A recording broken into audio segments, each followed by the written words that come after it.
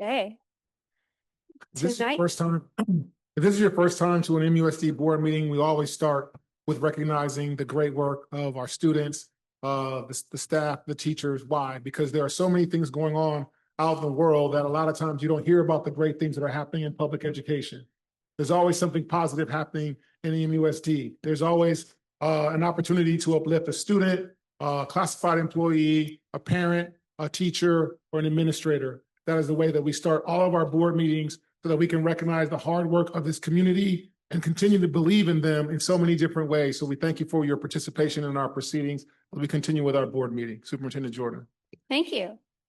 Tonight, I'd like to point out a few of the activities that have been occurring at our schools, and all of these opportunities provide our students with connections to community and to each other, which increases their attendance and engagement at school, which is the number one success factor. If they're not in school, they can't learn. I'd like to point out here in this picture, we have Mr. Vincent Tran from Rancho School, and his students are here as one of the winners of the Bop Ball tournament that they held at Rancho.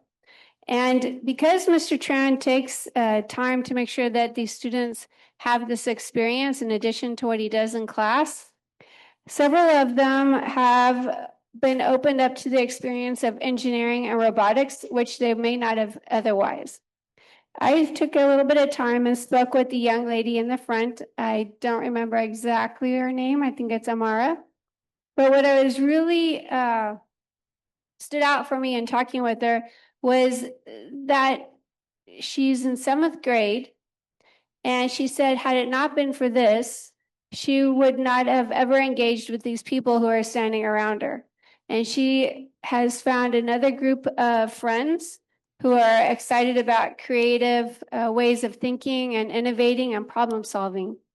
And not only that, to couple with her desire now to go into the computer science world, she is also very much interested in theater and art.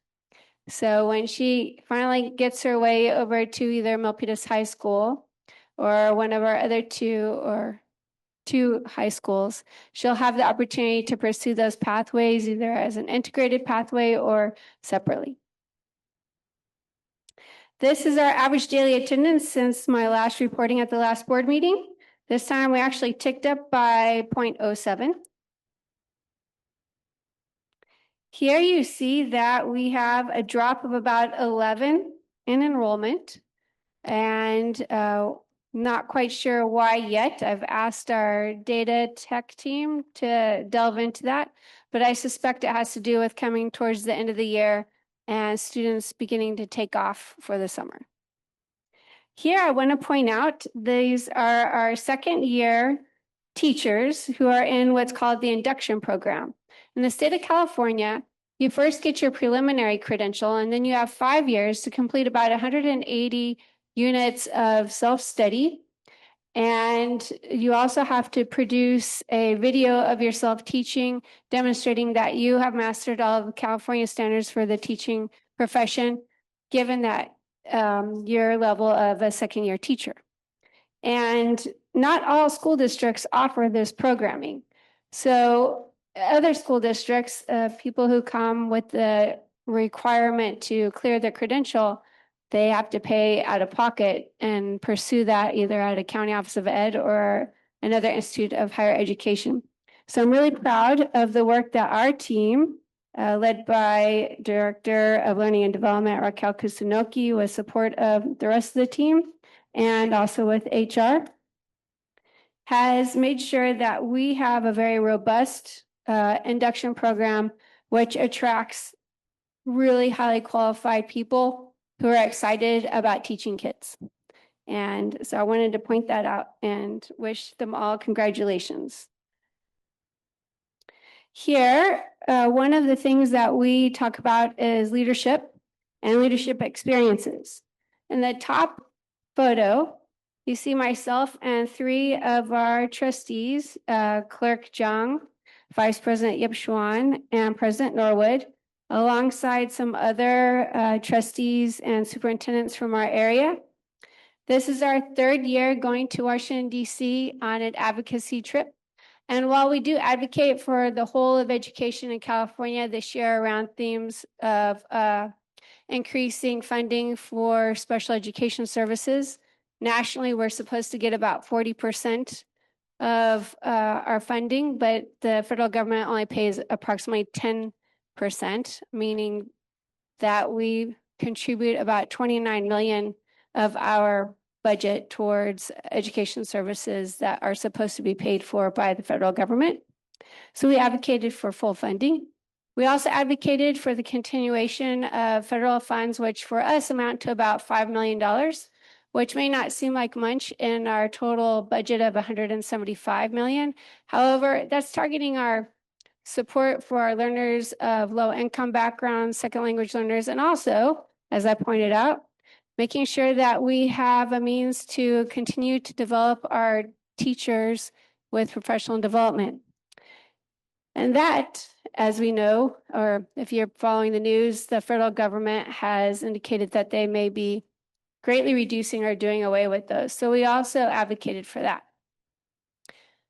Personally meaning Milpitas Unified School District, so far from Representative Rokana, on our first trip there 3 years ago, we were able to advocate for, and he in turn advocated on our behalf. And while we asked for $1.5 million, we received $500,000 to help support the cost of the MUSD Innovation Campus and specifically the traffic light. And this time, last year, we asked for $4 million and we made it to appropriations. But then because of the change in the executive seat of the presidency, everything was halted and we were asked to resubmit all of our letters of support, which amounts to about, I think I got 22 letters of support from different community members with the support of our board members, and also redoing the application. So right now in Congress, our bill or our appropriation for $4 million to support the MUSD Innovation Campus is on the desks of our legislators. So I want to thank our governance team because each one of them now, over these 3 years, has had the opportunity to join me and President Norwood in advocating for the students and educators of MUSD. The second picture is a picture at the NJROTC Awards last week, and it's an example of civic leadership.